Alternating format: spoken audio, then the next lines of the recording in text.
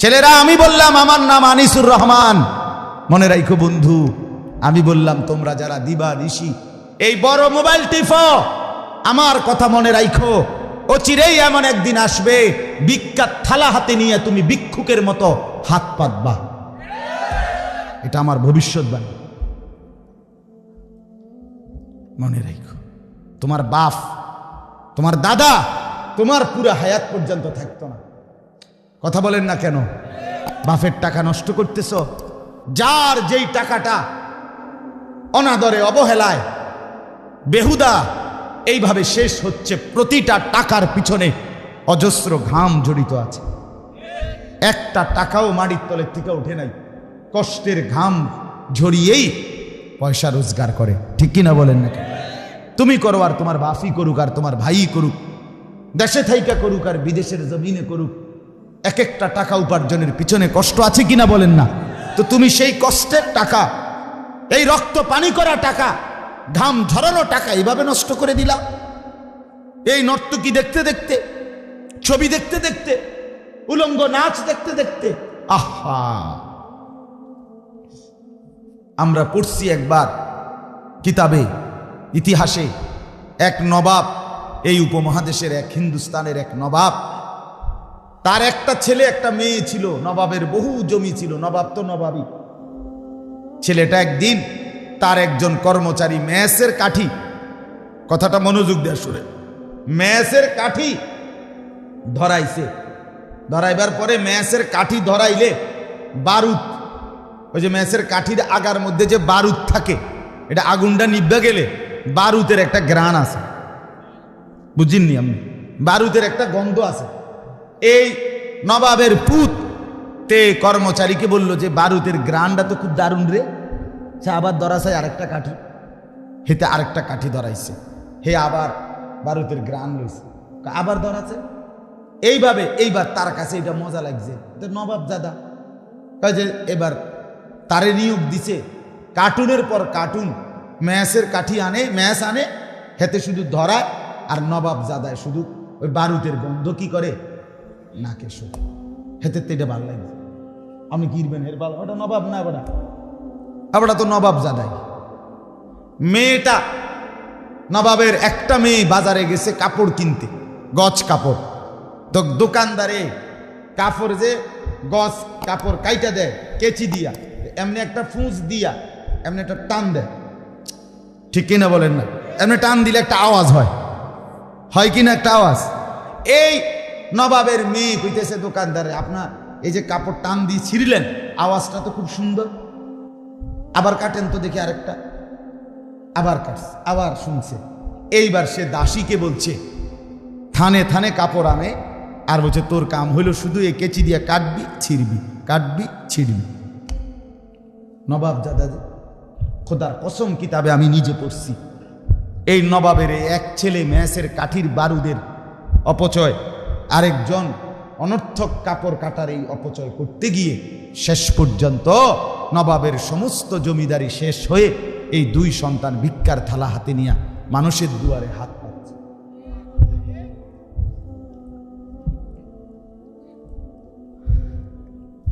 প্রিয় ভাই, যদি মুসলমানের বাচ্চা হয়ে থাকো, যদি মার দুধ খেয়ে থাকো, তো বোন মনে রাখো কথা, রাজার ধন ফুরায় দিও, রাজার ধন। আর তোমার বাফা, এখানে কারো বাপ নবাব না, ঠিক কিনা বলেন না কেন? নবাবের ফুট না, আমরা মেহনতি কষ্ট করে কামাই রোজগারি করা বাবার সন্তান। আমার মনে আছে, আমার নিজের কথা বলি, আমি দারুল আরকামের ছাত্র, জানেন আপনারা? আমি ব্রাহ্মণবাড়িয়া দারুল আরকামেরই ছাত্র, আপনাদেরই এখানকারই ছাত্র। হ্যাঁ, আমি এই শহীদপুর বাজারে বহু আসছি ছাত্র জীবন। আপনি তো ফুটবল খেলতে আইছি, আর এটা বিরাট মাঠ, আমরা শুক্রবার দিন ছাত্ররা ফুটবল খেলতে আইছি, ছোট ছিলাম। শহীদপুর বাজার, এখানে বড় হুজুর রহমতুল্লাহ তাফসির শুনতে আমিও আসছি, আমার ছোটবেলায় মনে আছে, এটা তো বিখ্যাত তাফসির। তো আপনার ছোট্টবেলায় 5 ভাই মাদ্রাসায় পড়তাম, 3 ভাই বোন, আব্বা প্রাইমারি স্কুলে মাস্টারি করতেন, মসজিদে নামাজ ইমামতি করতেন, খুব অল্প টাকা বেতন পাইতেন। অভাবের সংসারে এমনও দিন গেছে 1 কেজি আটার দাম থেকে আমার ছোট ভাই 2টা টাকা দোকানদাররে কইছে যে 1 কেজি আটা দেন, মাই কইছে তবে 2 টাকার কম দিয়েন। মাই কইছে 2টা টাকা আমারে দিতেন কইছে। তো 1 কেজি আটার থেকে 2 টাকার কম দিয়া এই 2টা টাকা দিয়া ভাই মাদ্রাসাত গেছে। হ্যাঁ, আমি একবার কুমিল্লা ট্রান্সপোর্টে করে শাসনগাছার থেকে মায় আমি দারুল আরকাম আসতেছি আপনার, তখন আমরা ঘাটুরা 1 নম্বর গ্যাস ফিল্ডের সাথে একটা ভাড়া বাড়িতে মাদ্রাসা ছিল। আমি একেবারে প্রথম ছাত্র, প্রথম যেই বেজ দিয়ে সর্বপ্রথম যেই জামাত দিয়ে শুরু হয়েছে দারুল আরকাম, মেড্ডা পীর বাড়ি হুজুরের বাড়ির পাশে, আমি ওই সময়কার ছাত্র। তো 1992-93 সনের কথা। তো কুমিল্লা ট্রান্সপোর্টে মায় আমারে মানে আসছি যে আমি আমার টিফিন গাড়ির বাড়ির মধ্যে করে 3টা বাটিতে তরকারি, গোশত, ডিম এগুলা রাইন্দা দিছে মায়। মাদ্রাসাতে আইসা খাইতাম। এই গাটুরা স্টেশনে আইসা যখন নামছি, বাসের থেকে নামতে গিয়া ছোট মানুষ বাড়িটা সহ লাভ দিয়া নামতে গিয়া পড়ে গিয়া বাটিটা খুললা তরকারি সব পড়ে গেছে রাস্তা। আমি এমন কান্না কাঁদছি যে অজরে কাঁদছি, আহারে আমার মার কষ্টের বানানো তরকারি পড়ে গেছে। অভাবের সংসার থেকে মা কষ্ট করে এইটুকু তরকারি দিছে কুতের লাগে, সেই জীবন। তাইলে বাপ, প্রত্যেকটা মানুষ আজকের এই বাপদেরকে জিজ্ঞাসা করো, ছেলেরা কষ্ট করে কামাই করা এই পয়সা, সেটা তুমি 300 টাকা দিয়ে চুল কাটো, 500 টাকা দিয়ে চুল কাটো, তাও ইহুদিদের বেঈমানের কত রঙের কত ঢঙ্গের জামা পরো। একটা বড় মোবাইল পাইয়া তুমি মা ভুলে গেলা, বাবা ভুলে গেলা, আল্লাহ ভুলে গেলা, নামাজ ভুলে গেলা, দুনিয়া ভুলে গেলা, শুধু নারীর ছবি, নর্তকীর নাচ, জিনা ব্যভিচারের দৃশ্য। হায় হায় বন্ধু, এতেই মজা পেয়ে গেলা। তোমার ভবিষ্যৎ কি? তোমার আখেরাত কি? তুমি কি কবরে যাইবা না? তুমি কি মরবা না? এজন্য যে ছেলেরা বসছো বাপ, আমার জিন্দিগির ফিকির ছেলেদেরকে নিয়ে, মুসলমানের নওজওয়ানদেরকে নিয়ে আমি অনুরোধ করলাম প্রত্যেকের কাছে, ভাইয়া দয়া করে মজলুম মুসলমানের, সারা পৃথিবীর মজলুমানের রক্তের বদলা যদি নিতে হয়, আমার যুবক ছেলেদেরকেই দাঁড়াইতে হবে। নওজওয়ান, তোমরা না আগাইলে ইসলাম আগাবে না। তোমরা জীবন বাজি না রাখলে আল্লাহর দ্বীনের জন্য লড়বে কে বাপ? খুন ঝরবে যুবকের, কলিজার খুন ঝরবে। এজন্য আজকে রাত গভীরে আমার নওজওয়ান ছেলেরা, মুরব্বীরা না, যুবক ছেলে, তোমরা সবাই ইনশাআল্লাহ এই একটা নিয়ত করো ভাইয়া, যে বড় মোবাইল প্রয়োজনে, যার প্রয়োজন যেদূর, অফিসিয়াল কাজ, মাদ্রাসার কাজ, স্কুলের কোনো কাজ, ব্যাংকের চাকরির কোনো কাজ, ঠিক আছে, সেটা কাজেই ব্যবহার করব। বাকি ফালতু অনর্থক শুধু ছবি দেখার জন্য, নাচ গান দেখার জন্য আমরা এই বড় মোবাইল ব্যবহার করব না। এই নিয়তে কয়েকজন যুবক হাত উঠাও তো দিল থেকে। না না, সবাই উড়াই না, পাইকারি হাত উড়াইয়েন না। ছেলেরা উঠাও, ছেলেরা, বয়স্করা না, ছেলেরা উঠাও। ভাইয়া বলো, নিয়ত করো ইনশাআল্লাহ, জোরসে বলো ইনশাআল্লাহ। আল্লাহ আপনি হিম্মত দান করুন, আল্লাহ আপনি তৌফিক দান। আমি আপনাদের কাছে একটু অল্প কথা, আমি আবারও বলছি, প্রয়োজনকে প্রয়োজনের মধ্যে রাখেন, জরুরত তো জরুরত, ঠিক কিনা বলেন না? অসংখ্য কাজ আছে যেগুলা দিয়া মোবাইলের মাধ্যমে অফিসিয়াল কাজ বা বিভিন্ন কাজ করতে হয়, হ্যাঁ ঠিক আছে, প্রয়োজন তো প্রয়োজন, কিন্তু সারাদিন টিপতে হবে, এটা কি প্রয়োজন বলে? এটা কোন জিন্দেগি? পাঞ্জাবিওয়ালা যারা আছেন, টুপিওয়ালা হুজুর যারা আছেন, আপনাদেরকেও বলি বন্ধু, ডাইরেক্ট কথা, আমার গায়ে লাগলেও কিছু করার নাই।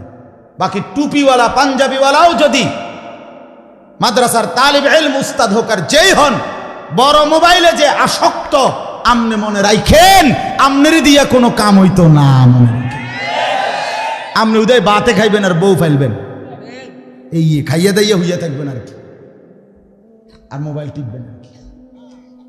আপনাকে দিয়ে পৃথিবী গড়বে না, আপনাকে দিয়ে উম্মতের ফায়দা হবে না। উম্মতকে বাঁচাইতে হইলে, মুসলমানের এই খামখেয়ালিন গুনার মধ্যে হাবুডুবু খাওয়া মুসলিম সমাজকে বাঁচাইতে হইলে উম্মতের উলামায়ে কেরাম তাদেরকে আগের চাইতে 100 গুণ বেশি দিবা নিশির মেহনতের ময়দানে ঝাঁপাইতে হবে। আলেমের আবার রাত কি, আলেমের আবার দিন কি? 23 বছরের পুরা ওয়ারিস যে, আদম থেকে ঈসা নবীর সমস্ত আম্বিয়াদের ওয়ারিস যে, তার আবার অবসর কোথায়? কথা বলেন না কেন? আমনে মোবাইল টিপনের টাইম ফান কেন? আমনের অবসর কি? আবার রাসূলুল্লাহ সাল্লাল্লাহু আলাইহি সাল্লাম, আমরা কি শুধু নবীজির আখেরি নবীর ওয়ারিস? উলামায়ে কেরাম আদম থেকে মুহাম্মদ সমস্ত আম্বিয়াদের ওয়ারিস। এ কি খামখেয়ালি কথা? এ কি ছোটখাটো ডিউটি? কত বড় বোঝা কাঁধে নেওয়া, এত বড় ভারী বোঝা যার কাঁধে, সে আবার অবসর পায় কখন? তার আবার সময় কিসের? সে ঘুমাবেও তো এই কারণে যে পরবর্তী কাজের প্রস্তুতির জন্য একটু শক্তি দরকার, এই জন্য ঘুমাবে। সে খাবে তো এই কারণে পরবর্তী কর্মের ময়দানে ঝাঁপিয়ে পড়ার আগে একটু খাওয়া দরকার, এই কারণে। আল্লাহ তাআলা উলামায়ে কেরাম, নওজোয়ান অনেক আলেম আছেন, তালেবে ইলম আছেন, তাদের কবুল আল্লাহ তাআলা সবাইকে হিম্মত দান করেন। আমিন। এবার 4টা আয়াতের তরজমার জন্য একটু কথা শুনেন, অল্প কুদ্দুর। মূলত এই সূরাটার নাম, আমি যে এই সূরাটার থেকে 4টা আয়াত পড়ছি, 15 নম্বর পারা, 17 নম্বর সূরা, সূরা বনী ইসরাইল। কি নাম বলেন? বনী ইসরাইল। এই সূরার 16, 17, 18, 19, 20 5টা আয়াত আমি আপনাদের সামনে তেলাওয়াত করেছি। অল্প একটু কথা হইল, হযরত ইয়াকুব আলাইহিস সালাম একজন নবী ছিলেন, বিখ্যাত নবী না? নাম শুনছেন না? ইয়াকুব আলাইহিস সালামের 12 জন ছেলে ছিল। আমি খুব অল্প কথায় কইতেছি, সংক্ষেপে। ইয়াকুব নবীর ছেলে ছিল মোট 12 জন। 10 ভাই যারা কূপে ফেলে দিছে ইউসুফকে, এই 10 জন। ইউসুফ আলাইহিস সালাম একজন। ইউসুফ আলাইহিস সালামের আপন মার ঘরে এক ভাই, ছোট ভাই বিনিয়ামিন। এই কয়জন হইল? এই 12 জন। ইয়াকুব আলাইহিস সালামের এই 12 জন ছেলে এই মোট ছিল। আচ্ছা, এটা একটা কথা। ইয়াকুব আলাইহিস সালামের 2টা নাম, একটার নাম হলো ইয়াকুব, আরটা হলো ইসরাইল। এই দোনোটাই কার নাম? ইয়াকুব আলাইহিস সালামের নাম। যেমন আমাদের নবীর প্রসিদ্ধ 2টা নাম, মুহাম্মদ, আহমদ, আরো আছে না, বাকি এই 2টা কি সবচেয়ে প্রসিদ্ধ নাম। তো ইয়াকুব, ইসরাইল। ইসরাইল হযরত ইয়াকুব আলাইহিস সালামের এই 12 জন সন্তানের যেই বংশধর পরবর্তীতে সামনের দিকে আগাইছে বংশধারা, এদেরকেই বলা হয় বনী ইসরাইল। ইসরাইলের বংশধর মানে ইয়াকুবের বংশ। কথা বুঝছেন কিনা বলেন? আচ্ছা, ইয়াকুব আলাইহিস সালামের 12 ছেলের মধ্যে একজন ছেলের নাম ছিল ইয়াহুদা, বড় জন। এবারের পরামর্শেই ইউসুফ আলাইহিস সালামকে পানি কূপে ফেলাইছিল। বাকি ভাইরা বলছিল মেরে ফেলতে, উনি বলছে না, কূপে হেলায় দাও, সেখান থেকে কোনো কাফেলা নিয়ে যাবে, আমরা ঝামেলা শেষ, বাপের চোখের আড়াল হইলেই তো সারল। যাই হোক, পরবর্তীতে যখন বংশধারা বাড়ছে ইয়াকুব নবীর ছেলেদের মাধ্যমে, এই ইয়াহুদা যেই ছেলেটা, তার বংশ হইছে সবচেয়ে বড়। ও বাকি ভাইদের বংশ কমতে কমতে একটা সময় ওই বড় ভাই ইয়াহুদা তার বংশের লগে সবাই মিশে গেছে। ফলে পুরা বনী ইসরাইল তাগো নাম হয়ে গেছে ইয়াহুদ। এখন যারা বনী ইসরাইল তারাই ইয়াহুদ। কথা বুঝছেন কি? আপনি একদম আরো সহজ বাংলায় বুঝেন। এক বেড়ার ফুট 5 জন, তো এ বেড়ার 1 ফুটের ঘরে ছেলে মেয়ে হয়েছে 8 জন, আরেকজনের 3 জন, আরেকজনের 2 জন, আরেকজনের 1 জন, আরেকজনের ঘরে হয়েছেই না। এমন হয় কি না? তো ধীরে ধীরে ওই 8 সন্তান হয়েছে যে ভাইয়ের ঘরে, যেই ফুতের ঘরে, এবার আর বংশ বাড়তে বাড়তে এখন ওই ভাইগো পরিচয়ও ওই নায়নাথপুরের পরিচয়ও হয়ে গেছে এই বড় ভাইয়ের পরিচয়। বুঝছেন নি আমার কথাটা? এখন পুরা বাড়ি হয়ে গেছে মোল্লা বাড়ি, যদিও এনে গাজিও আছে, কাজীও আছে। পুরা বাড়ির নামে হয়ে গেছে কাজী বাড়ি, যদিও এনে মাঝিও আছে। কথার কথাই আর কি। এখন পুরা ফ্যামিলির নাম হয়ে গেছে ইয়াহুদি, যদিও অন্য ভাইদেরও কি আছে, বংশধর আছে, কিন্তু বেশি বড় হওয়ার কারণে এই ইয়াহুদা এই ভাইয়ের নামেই সবাই বংশের পরিচয় হয়ে গেছে, এরাই ইয়াহুদি। তাহলে যারা বনি ইসরাইল তারাই কি বলেন না, ইয়াহুদি। ইয়াহুদি আল্লাহ তাআলা হযরত ইয়াকুব আলাইহিস সালাম থেকে নিয়ে আমাদের নবীর আগ পর্যন্ত, আমাদের নবীর আগের জন ঈসা নবী, এই পর্যন্ত প্রায় 1 লক্ষের চাইতে বেশি নবী। কতজন? 1 লক্ষের চাইতে বেশি নবী আল্লাহ শুধু কেবল এই বনি ইসরাইল, এই ইয়াহুদীদের হেদায়েতের জন্য যুগে যুগে আল্লাহ পাঠাইছে। কতজন নবী? 1 লক্ষের চাইতে বেশি নবী। কিন্তু এই 1 লক্ষের চাইতে বেশি নবী রাসূল মিলেও এই জাতিটাকে, এই বংশধরগুলোকে, এই মানুষগুলো ইয়াহুদি যারা, তাদেরকে পরিপূর্ণভাবে শুধরাইতে কোনো যুগেই পারে নাই। বরং প্রত্যেক যুগে এই বনি ইসরাইল ইয়াহুদিরা সর্বোচ্চ সংখ্যক আল্লাহর নাফরমানি করত। অল্প 2, 4, 5 জন 10 জন হাতে গোনা তারা ছিল অনুগত, বাকি সব ছিল নাফরমান। একেবারে প্রথম থেকে নিয়ে এই ইয়াহুদিরা যেদিন থেকে তাদের শুরু, সেদিন থেকে তাদের হারামিও শুরু। অসভ্যতা, নষ্টামি, দুষ্টামি, যত রকমের মন্দ গুণ এটা তাদের মধ্যে ছিল সব যুগ। ইবলিস শয়তান, যেটা মেইন শয়তান, তাগতে বুদ্ধি নেই। হ্যাঁ, ইবলিসের নিজস্ব অফিস আছে, ডাইরেক্ট ইসরায়েল হেড অফিস। ইবলিস বুদ্ধি লয়, ইবলিস আটকাইয়া গেলে তারাতে বুদ্ধি লয়। এমন শয়তান, এমন দুষ্ট এরা। এই 1 লক্ষের চাইতে বেশি নবীকে জ্বালাইয়া কইলা কইলা করে গেছে। তাদের সবচেয়ে উল্লেখযোগ্য নবী ছিল বনি ইসরাইল ইয়াহুদীদের সবচেয়ে বড় প্রসিদ্ধ নবীর নাম হলো মুসা আলাইহিস সালাম, যিনি তার পুরাটা হায়াত তাদের সংশোধনের পিছনে ব্যয় করছেন, কিন্তু উনাকে তারা একদিন শান্তি দিছেন। উনি যদি বলতেন ডাইন, হেরা কইতো বাম। উনি যদি কইতো উত্তর, হেরা কইতো দক্ষিণ। মানে যেটা উনি বলতেন এটারই বিরোধিতা করত, এটার বিরুদ্ধে, এটার পাল্টা 100টা প্রশ্ন কইরা এটারে জগা খিচুড়ি বানাবে। বলছে একটা গাবি কোরবানি দিতে মুসা নবী, এদেরকে ইয়াহুদি শুরু করছে এটার উপরে প্রশ্ন, গাবিটা কিরুম, বাইত ফালুন না মাঠে ফালুন না, গাবির বয়স কত, গাবির গায়ের রং কি, ফুরাটা এক কালার না বিত্তে বিত্তে অন্য কালার, কথা বুঝেন না? আচ্ছা যদি হয় সাদা, তো বা মনে করেন গোলাপি, তো গাঢ় গোলাপি না হালকা গোলাপি। মানে এইভাবে এটার জিঙ্গাইতে জিগাইতে এটার BS CS RS খতিয়ান খুললা শেষে এটা আর খুঁজা পায় না। এইরকম অসীম, মানে যেটা কইতো ওইটার মধ্যে 13টা প্রশ্ন কইরা এটারে নষ্ট করেছে। শুধু তর্ক, মানে ঠাট্টা করতো বেশি, উপহাস করতো, তামাশা করতো। এটা ইহুদিদের অভ্যাস, এই সর্বদা তুচ্ছ তাচ্ছিল্য করা, ঠাট্টা করা। এ আসে আরে কিরে তুই কিতা করস বুড়ি।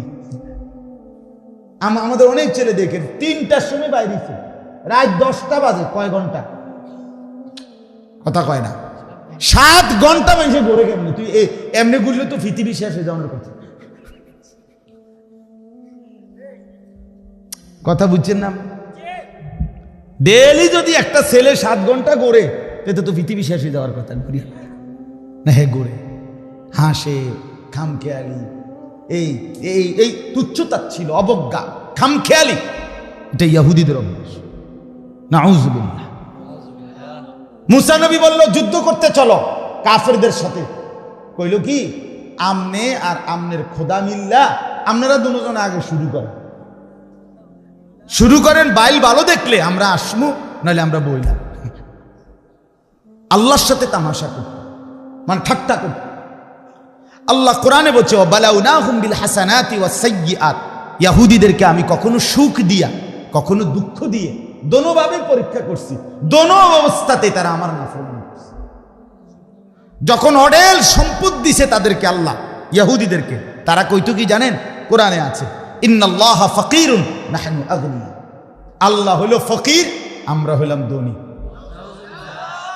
আল্লাহ বলেন এরপরে অভাব দিয়া দারিদ্রতা দিয়া ভিক্ষার থালা হাতে উড়াই দিছে। এবারে মানুষের জিগা কিও নাই মাতবুরি, বুঝেন নাই কথাটা? অঞ্জয়কার ভিক্ষা করো, কয় এবার বলে কি ইয়াদুল্লাহি মাগলুলা, আল্লাহর হাত ছোট হইয়া গেছে, হেবাটার দ্বারে নাই দিব। আল্লাহ বলে যে সুখে রেখে চাইছি তাও উল্টা, দুঃখে রেখে চাইছি তাও উল্টা। এই অজাত এরকম নিকৃষ্ট। আমার বন্ধু জুলুম কেমন ছিল তাদের? জুলুম ছিল এত নিকৃষ্ট, জালেম। আহা, 1 লাখের চাইতে বেশি নবী রাসূল যাদেরকে আল্লাহর দিকে ডাকছে, আরে আজকে তো মুসলমানকে মারতেছে। এই বেঈমান সেই বেঈমান যারা সরাসরি আল্লাহর নবীদেরকে, বনি ইসরাইলের অগণিত নবীকে এই ইহুদিরা সরাসরি জবাই করে ফেলছে। জবাই, কসম খুব। কোন কোন বর্ণনা আছে প্রায় 400 নবী জবাই করছে। কত বড় নিকৃষ্ট কাফের, কত বড় নিকৃষ্ট নাফরমান অবাধ্য। এরা হলো ইহুদি জাতি। পৃথিবীর সমস্ত বদভ্যাস, মন্দ গুণ এদের। পৃথিবীর সমস্ত সুদী কারবার, সুদী মহাজন, আন্তর্জাতিকভাবে সারা বিশ্বব্যাপী যত সুদী কারবার, সবগুলোর মূল প্রবক্তা, উদ্যোক্তা ইহুদিরা। আমরা বইতে পড়ছি ইহুদিরা আপনার সুদ দিছে, সুদের টাকা সুদ করতে পারে নাই দেখা ওই বেটার, আমি নিজে পড়ছি কিতাবে, ওই বেটার গোশত শরীরের থেকে কাইটটা রেখে দিছে। সুদের টাকা দিতে পারবে না। উঠাও ভাই, খারাইয়া উঠাও, এই অপদার্থ, খারাইয়া উঠাও, খারাই উঠা বেটা।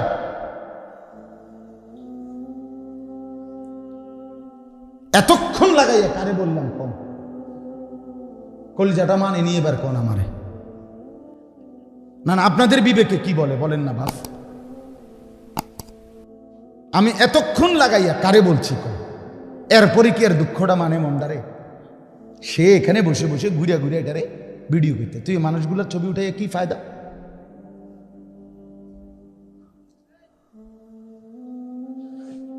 তুমি আমার চেনো না, না? আমি প্রয়োজনে একজনের কাছে কথা বলবো, তারপরও আমি আপোষ করতে রাজি না। গাফেল খামখেয়ালিকে বলতে রাজি না। বাস প্রতিটা শব্দ বলার পিছনে আপনার যেমন বসে থাকাটা গরমে কষ্ট হইতেছে, আমরাও বলতে কষ্ট হইতেছে, ঠিক কিনা বলেন না? এই সময়ের যদি কোনো বেনিফিট না আসে এই মেহনতের, তাহলে কি লাভ? এনে কি বক্তা ইন্টারভিউ লন যা যে 3 দিনে মোট 12 জন হুজুর ওয়াজ করছে, এবার আমরা মিলে বইয়া চাই কার কাছে কোন হুজুর ভাল লাগছে। তো একজনে কইছে যে দ্বিতীয় দিন দিয়ে আসরের পরে টানছে হুজুর গা, এবার টানটা ভালো ফুটছে। প্রথম দিন যে আসার পরে একজনে খুব শিক্ষারছে, এবার শিক্ষারটা ভালো লাগছে। এটা নিয়ে ওয়াজ কথা বলেন না কেন? এই আপনার ঘরে এনে বসাইছে 3 দিনে আপনারা হুজুরদের ইন্টারভিউ লন নাকি? বলেন ভাইয়া, কার সুর ভালো, কার টান ভালো, কার হুঙ্কার ভালো, কার চিৎকার ভালো, এতে ফায়দা কি? ফায়দা কি? মনে করেন যার সুর আছে, আপনি হেবড়াতে সুরটা অর্ধেক লন 200 টাকা দিয়া। কথা বলেন না কেন? আপনি পারবেন কিছু? এটা যার চেহারা সুন্দর, তো আপনার কালো চেহারাটা হেবড়ার লোক একটা ডলা দেন। কথা বলেন। ঠিক আছে বাপ, আল্লাহ তোমারও মাফ করে দেন।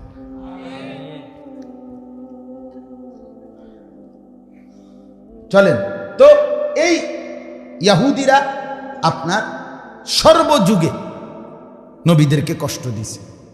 এরপরে আসেন দ্রুত আমরা সংক্ষেপে চলে আসি আমাদের নবীর কাছে। আমাদের নবী সাল্লাল্লাহু আলাইহি সাল্লাম মক্কা থেকে হিজরত করে কই গেছিলেন কন্ত? এই মদিনায় নবীজি যাওয়ার পরে সেখানে গিয়ে দেখছেন তিনটা ইহুদি গোত্র ছিল। কয়টা গোত্র? বনু নজির, বনু কাইনুকা, বনু কুরাইজা, ইহুদিদের গোত্র। এই তিনও গোত্র নবীজিরও চূড়ান্ত যন্ত্রণা কষ্ট দিছে, কষ্ট দিছে। নবীজিকে দাওয়াত দিয়া নিছে, নিয়া ওয়ালের পাশে আপনার বোয়াইছে, এখানে টার্গেট উপরে একটা লোক ঠিক রাখছে পাথর নিয়া, মোহাম্মদকে আমরা নিয়ে বসামু ছাড়ি দিয়া, তুই উপরের থেকে পাথর ছেড়ে মোহাম্মদকে হত্যা করবি। এই বেঈমান, এই ইহুদি। জিব্রাইল আইসা বলছি আর রাসূলুল্লাহ আপনি সরেন, এখানে বসবেন। এইভাবে মুসলমান মা মানে মুসলিম একজন নারী, পর্দানশীল নারী, ইহুদিদের কোনো বাজারে কোনো একটা কারণে খরচের জন্য গেছে, এরা করছে কি, এই মুসলিম মার বোরকার পিছন দিয়া এক শয়তানে ইহুদি তে রশি দিয়া কাপড়ের মধ্যে মানে বোরকার পিছনের অংশে কাপড় সব বাঁধ দিয়া দিছে, রশি দিয়া পিছনে টাইন দিয়া ধরে রাখছে। যখনই ওই মা ঘুইরা রওনা দিছে যাইবগা, এই কাপড় টান দিছে তো মায়ের কাপড় উড়ে গেছে। এরকম নিকৃষ্ট, মানে সর্বযুগে পেলাম না কষ্ট দিছে। আল্লাহ নবী সাল্লাল্লাহু আলাইহি সাল্লাম 3 বারে যুদ্ধ করে এদেরকে তাড়ায় দিছে, একবারে মদিনার থেকে বের করে দিছে, গিয়া আশ্রয় নিছে খায়বার, আরবেরই একটা জায়গা। 7ম হিজরিতে নবীজি আবার যুদ্ধ করছে তাদের বিরুদ্ধে, সেখানে গিয়া সেখান থেকেও তাদেরকে পরাজিত করে তাদের পুরুষ যোদ্ধা হত্যা করছে, বাকিগুলারে আবার সিট্টা বিট্টা খায়বার থেকে ছন্ন ছাড়া হয়ে গেছে। নবীজি মৃত্যুর পূর্বে একটা ভবিষ্যৎবাণী করে গেছিলেন, বলে গেছিলেন একটা কথা, আখরিজুল ইয়াহুদা মিন জাজিরাতিল আরব, আরবের সীমানা থেকে ইহুদিদেরকে বের করে দাও। হযরত ওমর যখন দ্বিতীয় খলিফা হইছেন, ইসলামের দ্বিতীয় খলিফার নাম কি? ওমর। এই ওমর বৈশাই কিছুদিনের মধ্যে ওমর এই আইন কার্যকর করছে যে আমার রসুল বলছে ইহুদি একটা বেঈমানও আরবের সীমানা মুসলমানদের সীমানায় থাকতে পারবে না, বাইরে সব বাইরে, এই সবগুলোরে বাহির করছে, একটাকেও থাকতে দেয়। সেই ওমরের জামানায় তারা ইহুদিরা আরব থেকে বিতাড়িত হয়ে ইউরোপ, এই আজকের America, England, Britain, British, London, ওদের ওইখানে গিয়ে আশ্রয় নিছে খ্রিস্টানদের লগে। কদ্দুর অসহায়ের মতো, গুচ্ছগ্রামের মতো, সন্ন সারা বাদাম্মা, হ্যাঁ আপনার এদের মতো গিয়া আশ্রয় নিছে। দীর্ঘদিন আর আসতে পারে নাই।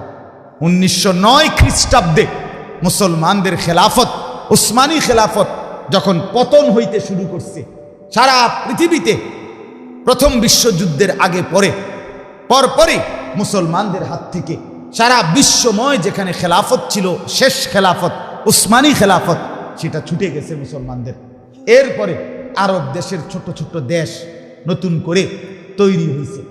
এই নতুন দেশ এগুলো ছোট্ট ছোট্ট সিরিয়া, লেবানন, জর্ডান, মিশর, ফিলিস্তিন, হ্যাঁ ইয়ামান, এই সৌদি আরব, এরকম ছোট বড় দেশ তৈরি হওয়াতে ধীরে ধীরে তো এই তখন এই কথাটা খুব খেয়াল করেন, 1909 খ্রিস্টাব্দের পরে ওই ইউরোপ থেকে ইহুদিরা আপনার মুসলিম সেকুলার শাসক, নতুন যারা ছোট ছোট অঞ্চলের শাসক হয়েছে মুসলমানদের, তারা ছিল সেকুলার মতবাদ অর্থাৎ ধর্ম নিরপেক্ষ মতবাদের অনুসারী। তখন সেকুলারিজম নতুন পৃথিবীতে ইউরোপ থেকে আমদানি হয়েছে। তারা এই ইহুদিরা আইসা বলছে মুসলিম শাসকদের কাছে যে আমরা আপনাদের এই বাইতুল মুকাদ্দাসের পাশে জেরুজালেমের লগে হাজার শত শত একর জায়গা, অনেক জায়গা এমনি পইরা রয়েছে খালি বেহুদা, আমগরে কুদ্দুর জায়গা যদি হয় এমনি দেন, নইলে ভিক্ষা দেন, নাই তো টাকা দিয়ে দেন, আমরা মূল্য দেব, কুদ্দুর জায়গা আমরা কোনো রকম, আমরা ভিটামাটি নাই, আমরা কুদ্দুর থাকতে দেব। ওই ইউরোপ থেকেও তারা চূড়ান্ত মাইর খাইছে, কথা বুঝছেন না? বিশেষ করে আপনারা জানেন অ্যাডলফ হিটলার জার্মানির, সে 60 লক্ষ ইহুদি, নিজে কিন্তু সে মুসলমান না, সে খ্রিস্টান, কিন্তু সে হত্যা করছে কত লক্ষ ইহুদি। তারে জিগাইছিল, আমি নিজে পড়ছি, এই হিটলারকে জিজ্ঞাসা করছিল আপনি 60 লাখ ইহুদি কেন হত্যা করলেন? সে দারুণ কথা কইছে, আপনি অবাক হয়ে যাবেন তার উত্তর শুনে। হে কয় কি, আরো 10 লাখ হত্যা করি নাই আর আছে রাইখা দিছি, এই 10 লাখ আমি যেগুলো মারি নাই রাইখা দিছি, এরাই উত্তর দিবে তোমাদেরকে 60 লাখ কি লেগে মারছে। বুঝেন না এমনি কথাটা? মানে এই 10 লাখের যন্ত্রণায় তখন তোমরাই মনে করবা আহা হিটলার মাইরা তো লাইছিলাই এ কোনা খান কি লেগে রাখলা, ক্ষেতটা তো তুমি সাফ করছিলা, কোনাটা কিত্তা রেখে দিলাম লাগে, এই ডাকাত কি লেগে থুইয়া রাখলা। বুঝছেন? এই জন্য সে বলছিল পরে 10 লাখই আপনাদেরকে বুঝাই দিবে, উত্তর দিবে আমি আগের টিকি লেগে মারছি। এরকম মানে মুসলমানদেরকেও যন্ত্রণা দিছে, খ্রিস্টানদেরকেও যন্ত্রণা, কাউরে শান্তি দেয় না, সোজা কথা কাউরে। তারা নিজেরা ছাড়া আত্মকেন্দ্রিক, বাকি কারো প্রতি তাদের আন্তরিকতা নেই, কারো প্রতি। এই আজকের আমেরিকা সবার আগাইয়া লাফাইয়া সহযোগিতার জন্য আসছে, একবারে এখান থেকে হামলা হতে না হতেই ওইখান থেকে রণতরী, এরপরে মার্কিন প্রেসিডেন্ট, মার্কিন পররাষ্ট্রমন্ত্রী, এরা সব আসছে ইসরায়েলের ইহুদিদেরকে সাহায্য করবে। খোদার কসম, সুখে সুযোগ পাইলে এই ইহুদি এদেরকেও ছাড়বে না, কোনো সন্দেহ, কোনো সন্দেহ। বাকি আমেরিকা বুঝে নাই, খ্রিস্টান বিশ্ব বুঝে নাই যে প্রতিপক্ষ মুসলমান। এরা ভুলে গেছে মাত্র 3 বছর হয় নাই, এখনো 2-3 বছর হয় নাই। আমেরিকা তুমি আইসা ইসরায়েলকে সাহায্য কইরা তুমি ঠেকাইবা, ইসরায়েলকে জিতাইয়া দিবা। তুমি যে কি বেড়ই, তোমরা জিতুন না, তোমরা পারলে তো তোমরাই আফগানিস্তানের সাথে পারতা, তো তোমরা এখান থেকে ভাগ্যা গেলা কেন? কথা বলেন না কেন? তোমরা ভাগ্যা গেলে কেন? অতএব তোমরা ভেগে গেলে কেন? আফগানের মুসলমান থেকে ভেগে গেলে কেন? বুঝাই গেল পারত না, পারবে না, কোনো সন্দেহ নাই, কোনো সন্দেহ। তা আমি আপনাদেরকে বলছি 1909 খ্রিস্টাব্দ থেকে 1947 পর্যন্ত প্রায় 38-37 বছর, 40 বছরের কাছাকাছি তারা কৌশল করে, সুকৌশলে, ষড়যন্ত্র করে শুধু জমি কিনছে আর নিজেদের লোক আইনা রাখতে দিছে। 1948 সালে আপনার ব্রিটিশ এই মুসলমানদের খেলাফত শেষ হওয়ার পরে ব্রিটিশের অধীনে ছিল ফিলিস্তিন। ব্রিটিশ 1948 সালে নিজেদের শাসন ক্ষমতা উঠায় নিছে ফিলিস্তিন থেকে। তখন এই উঠাইবার সাথে সাথে ওই দিন রাতে 1948 সালের 14ই মে ডেভিড বেন গুরিয়ান, একজন ইহুদি নেতা, সে রাতে রাতে ঘোষণা দিছে যে আমরা এই পর্যন্ত যে দূর জায়গা কিনছি এগুলো সব মিলাইয়া এটা আমাদের দেশ, এটা আমাদের ইহুদিদের হোলি ল্যান্ড, পবিত্র ভূমি, এটা আমাদের পবিত্র। এটার নাম কি? এটার নাম ইসরায়েল। ও ইসরায়েল কার নাম? ইসরায়েল কার নাম বলেন না? ইয়াকুব আলাইহিস সালাম। আর তারা তো ইয়াকুবের বংশধর, এই জন্য নামই দিছে ইসরায়েল। এটাই ইসরায়েল, ইসরায়েল যেটা এটাই ইসরায়েল। কথাটা বুঝছেন কিনা বলে? এই 1947 সালে মুসলমান ঘুম ভাঙছে। হায় হায়, বলো কি? কথা নাই, বার্তা নাই, আন্দোলন নাই, সংগ্রাম নাই, মিছিল নাই, মিটিং নাই, পোস্টার নাই, হ্যান্ডবিল নাই। তোমরা দি কও এটা তোমরা এলাকা, তোমরা দেশ, তোমরা এমনি না থাকতে দিলাম। কথা বলেন না কেন? গুচ্ছ গ্রামে থাকতে দিছি, কথার কথা।